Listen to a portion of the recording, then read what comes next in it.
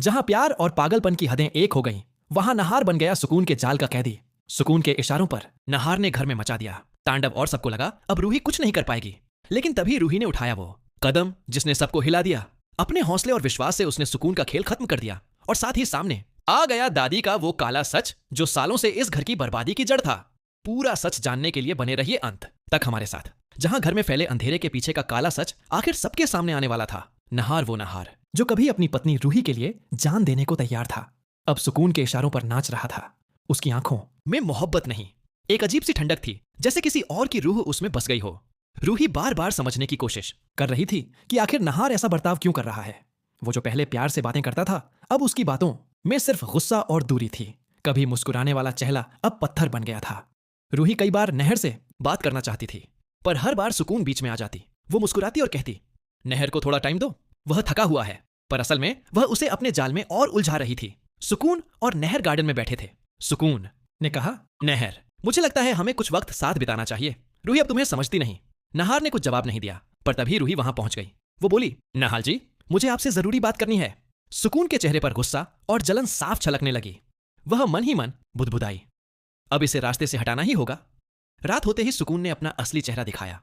उसने हवेली के पुराने हिस्से में जाकर वह पेंटिंग छुई जहां उसकी आत्मा कैद थी।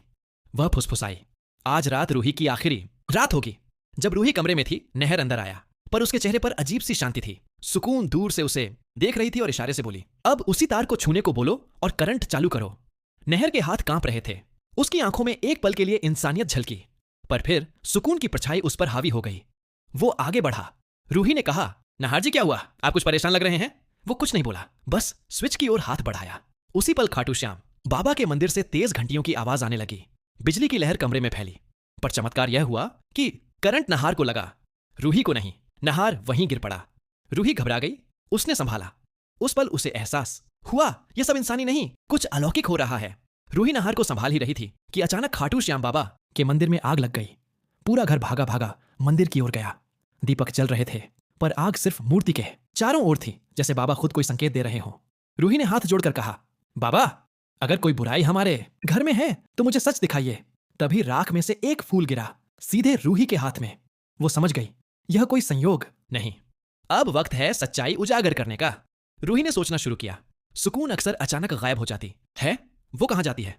वो उसका पीछा करने लगी और एक रात उसने देखा सुकून कमरे से निकलकर पुराने हॉल की ओर जा रही है। रोहित चुपचाप पीछे चली। सुकून ने पेंटिंग के सामने जाकर आंखें बंद की और वह पेंटिंग धीरे धीरे चमकने लगी। रूही यह देखकर हैरान रह गई। सुकून उस पेंटिंग में समा गई थी। उसने सब समझ लिया। सुकून को इंसान नहीं, वो उसी पेंटिंग में बसी आत्मा है जिसका हर 24 घंटे में उस चित्र में लौटना जरूरी है। रूही ने खुद से कहा, अब इसका अंत मैं ही करूंगी। तो दोस्तों, अब सुकून की कमजोरी ही बनेगी रूही की। कामयाबी का रास्ता और नहर होगा ठीक। प्यार की ताकत को कोई आत्मा नहीं हरा सकती। दोस्तों, अगर आप भी मानते हैं कि प्यार और विश्वास हर बुराई को मिटा सकते हैं, तो कमेंट में लिखिए, प्यार एंड विश्वास हर बुराई को मिटा सकते हैं। और जैसे रूही ने अपने परिवार की रक्षा के लिए कदम उठाया, वैसे ही आपको भी अपने परिवार के भविष्य की सुरक्षा करनी चाहिए।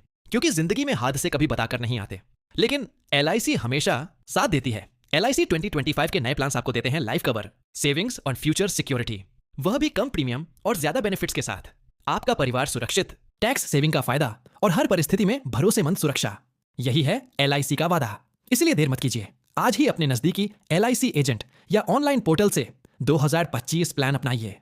क्योंकि LIC जिंदगी के साथ भी, जिंदगी के बाद भी दिन कंटिन्यूड।